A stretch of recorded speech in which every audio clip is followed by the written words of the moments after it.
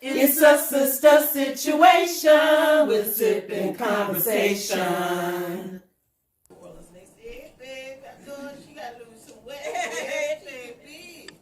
Look, my grandmother would hurt your feelings. You walked up, hey sister, that's what they call it.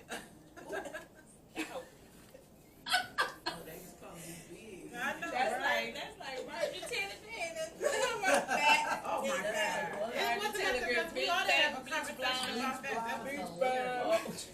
That's what that. And then it was Bible. Okay. Welcome to another episode of Sipping Sisters Today. We're kicking off our inspirational people series, and today we have Dr. Ebony Stone joining us, and she's kicking off that series for us today. So say hi to the sisters. Hey. Go get your drink and let's conversate. So we're honored to have Dr. Ebony Stone here with us today, joining us to discuss her book, The Power of the Pause. And I'd like to begin by reading a little bit about her, from her preface, to give you some insight on her. If you don't know me, you might ask, who is she anyway? Or why is she writing a book? Or better yet, why should I read it? Well, let me take a stab at explaining it by sharing some of the things you might see in a bio or hear in an introduction of me for a speaking engagement. Ebony Stone is a devout Christian, not afraid to let anyone and everyone know that her faith is important to her and something she continues to nurture. She is the loyal wife of a gentleman that she says still gives her butterflies after 22 years of marriage, and a mother of three of the absolute most wonderful human beings to walk this earth. You will see more of each of them as they take this world by storm in their own ways. That she is sure of. When it comes to being a wife and mother, she's often being quoted saying, "Please don't ever make me choose between anything and my family, because I can tell you in advance, my family will win every time." She is a dedicated daughter to a father that watches over her from heaven, a mother that still cooks her meals often, and a mother-in-law that she boasts with weekly. She is the passionate older sister to two brothers and a sister who passed away 2 years ago. She is a auntie to four nieces one who passed away far too soon, and two nephews. She is the niece and cousin to many. She is a friend that can be counted on to be there when you need her, whether it's just to laugh with you about the antics of your early years, or to tell you when you are on the wrong side of an argument. She is a pillar in the community, donating time and money to causes that help our people. She is an accomplished executive that climbed the corporate ladder unscathed, with a tremendous reputation for creating strategy and building teams that produce results. She is an educated woman, holding 3 degrees, including the terminal degree of DBA, that allows her to adorn the title of doctor. She is an entrepreneur, constantly looking for ways to leave wealth and legacy to future generations of her family. However, if you ask her, she'll tell you, at my heart, I'm just a girl from the west side of Detroit trying to make a small difference in my own little way. Welcome, Dr. Stone. Thanks for having me. We are so happy to have you. Yes. So our first question would be, what made you decide to write The Power of the Pause? So honestly, when I sat down to write, I wasn't writing a book. I sat down to write to heal, because I needed to get some things out. And so I started writing, and I kept writing. The thing is, I've always wanted to write a book. I just didn't know it was going to be this book. I have a book actually that's been outlined on my wall for, I don't know, maybe a year and a half. That's not the book you guys are reading, because when I sat to write, these things just started coming out, and as they came out, I was working with my therapist, and eventually I realized, like, this is a book, and this is something that I need to share so that others can feel free to share their story as well. Well, I can tell you it definitely touched me, because I was reading it and tears was welling up in my eyes, because some of the stuff that you talk about in your book, I can relate to those things. especially with taking on so many things and trying to be so many things to so many people, and people don't even know what you're going through inside. Yeah, I told someone recently, someone asked me to write a piece on resilience, and I told them no. Why? You like to write. And I was like, because I'm over it. I'm over us not being able to not be okay.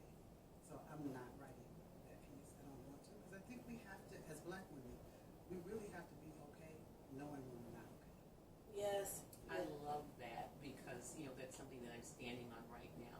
I prided myself on being resilient. That was something that I thought was, something to even brag about. And these ladies know that I tell them I'm in myself on a season. So I don't have to be resilient and tough it out. You don't have to. Resiliency is not a bad thing, right? Being strong is not a bad thing, but it's not the totality of who we are. And as human beings, we have emotions for a reason. Sometimes you have to sit in those so you can process them. Well, one of the things that I wanted to talk to you about was the mean girl thing. I mean, I'm My whole pretty life. sure, I'm not sure if everybody has, but at some point, I'm sure somebody has, all of us have experienced that at some point or another in our life. I mean, even me, when we were in ninth grade, Yes. we were ninth graders, and 10th and 11th graders wanted to fight me because they said I was stuck up. So it's no rhyme or reason.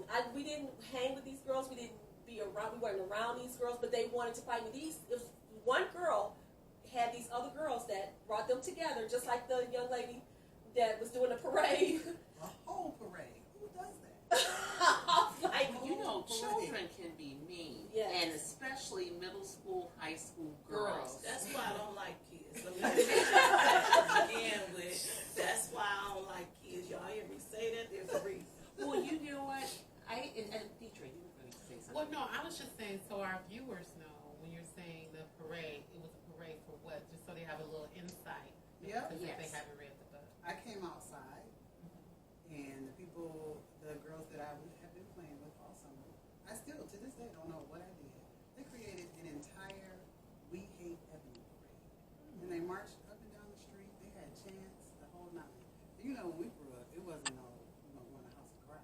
Right. So I No. knew that wasn't an option. Right. No. So I just kind of sat on the porch and wondered, what did I do to deserve this? I think now we're a little more in tune. I don't know if it's a good thing, a bad thing. We let kids express themselves, but when we were growing up, it was like, get your butt, like, you went outside, you stay outside. Don't be slamming my door, coming in and out of here. That is. But it was a whole We Hate Ebony parade. They had chants. And or you were told, as my mother said, if somebody, was bothering you or doing something to you, you better handle it. And That was don't the come very in here, reason because why if we you went come to in school here, to fight. I'm going to Yeah. get it from me. No, I was going to get it from her. Oh, yeah. So I had to, I was told to fight or come home, and if I said that, Get a whoop. I was Well, going that's to be what in I trouble. mean by handling Yes, it. yes, yes. You can deal with them or you can deal with me. So with that being said, Ebony, it's no rhyme or reason about anything that you did because you probably didn't do anything. Being able to relate to that, my mom and I, we moved. And I was my mother's only child, and I was excited to be in a new school, meet new people. I've always made friends, been able to be social, and there was a group of girls that just hated me on sight. And I even tried to buy them. I mean, I was taking goodies to school for them.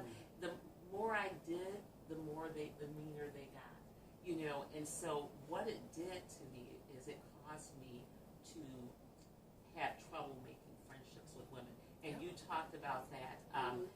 One of the pieces in my therapy, and I've been in therapy for 2 years now, is trying to develop friendships with people. The reason I don't make friends well is from my upbringing, from those different interactions, I don't show my authentic self. And you can't be a friend to someone if you are not authentic. So I wanted to hear more about that, because you kind of talked about struggling, in making adult friendships. Yeah, because you don't trust. Yes. Right? It happened when you were a kid. Then it happened when you were in college. And then it happens at work. And you're like, I don't trust anybody. I'm just going to watch you. Right? When you talked about the the person that you were working for thought that they were going to take you under their wing and show you the ropes and the way. When you said she slung the I was ready to fight. Then when I'm reading this like, oh, she would have been, all her hair would have been on the table, on the That was table. not one of my finest moments at work because the Ebony Brown came out. The brown side of my family, that's my daddy's side of the family, came out. And I told her, I said, you throw something else at me, there's going to be like two women on the street fighting in this house. And the interesting thing is, I ran into her a few years later. She was very cordial, but now I see her periodically because my child and one of her nieces or nephews, they hang out together, and so I have to see her how that circle periodically. comes back. Yep, not a lot, but I will see her at like big events or something like that. And I've come to grips with it. I feel really bad for her now, right? I see her and things aren't going well. And I feel bad for her. But yeah, after you see it happen over and over, you just don't trust. You don't trust easily. Yeah. And the anxiety continues to build. A girlfriend of mine was like, Ebony, I got invited to a Christmas party. So I go to the Christmas party and I pull up in the parking lot and it's packed. And I'm like, here we go. It's gonna happen again. Like I have to fight those feelings every single time. Like this past Christmas 2023, I'm fighting those feelings because I'm gonna walk in here and I'm gonna have to deal with the snickers and the people in the corner whispering and all of that. And I have to talk myself through getting out of the car, going. I had a fabulous time, by the way. But all of that stays with you. You have to continue to It scars you. work through it. It scars you. Absolutely. It scars you. I think about something Deidre said, because maybe we have to learn how to understand this group of people. You know, what's going on in their mind. Like, you don't know why you stole the shoes, right? Which is a confusion, but it came from something some negative feelings that you had. You know, so maybe the people just don't have the intelligence to deal with the confusion of you thinking, not saying you are, thinking you're better. You know, I think the trajectory of greatness starts probably when you're a child. You don't even know it. But people don't understand what that gift you had. They don't understand that. So the confusion is, the outcome of that is that they steal your shoes. You know what I'm saying? Or they, or they break you down. In my case, because I had lost my mind. So I was already but in I'm a saying place that of those your pain. enemies Exactly. So are dealing with something. Exactly. You know, they're dealing with something, whether it be the course of their life wasn't that, you know, they just hate to see something just like you just didn't understand them, you know. Unfortunately, in our community, and it is changing, but I don't think it's where it needs to be, we don't encourage the processing of emotion. Yeah, that's I freedom. Yes. recall growing up and hearing my brothers, but just boys in general, being told boys don't cry. Stop it. Get yourself together. Right? All of us are familiar with the stop crying before I give you something to cry about. I do have something to cry about. I already got something to cry about, right? And we don't talk about therapy. We don't. Our children are not in therapy to be able to process emotion. There's a lot going on, right? You lost your mom. How do you process that? Like as an adult, I don't know how to process it. So as a 12-year-old child, how do you process it? And so I'm a huge advocate for therapy. I literally, in my phone somewhere, I have a list of probably 15 therapists. When people ask me, like, you have therapists you recommend? Yep. Let me give you all of them, because I also believe every therapist isn't for every person. Right, that's true. Some of them just got a job. Or like for me, when I was looking for a therapist, I wanted a black woman because I did not want to explain what it's like to be a black woman. I needed somebody with that lived experience. I didn't want to have to explain what it was like to be a Christian woman, a woman of faith. I don't want to deal with that. I didn't want to be with somebody who felt uncomfortable if they felt led to pray for me. I'm like, pray for me. Let's pray together, right? I didn't want someone that was going to cut that off. So I think everybody has to find a therapist that is right for them. I think it's important to have somebody to talk to. away from this narrative like you. I am a Christian. I believe in God. I have a faith that's beyond just a church. But I find sometimes it hurts our community because there's still a, this thought that you can get your healing just from going to church and just from talking to your pastor. And someone said recently to me, God gave gifts to different people for a reason. He gave gifts to people to become therapists and doctors. You may not get your healing just from going to church. Yes, that is your pastor, but he's not a therapist. One of the blessings that my mother did give me, my mother was raised by a bipolar mom, so I was very familiar with therapy, and my mom was very open about her mental illness, and she, with everybody, which kind of led to some of my issues because she but anyway, another story. But what it did teach me was that I didn't have to suffer. I don't have to suffer. I don't have to hurt. And so when I found myself just feeling sad, I started looking for a therapist because I just knew something. I'm always lively. I'm always on the move, and I was having these melancholy moments that I finally had to admit through therapy I was depressed. Yeah. Not clinically depressed, but I was depressed. Absolutely. But I think that is something that hurts our community is that we still are, people are afraid to say that they have an issue for fear of people. You need to go to church. You need to talk to Aunt Susie. And you talk about that.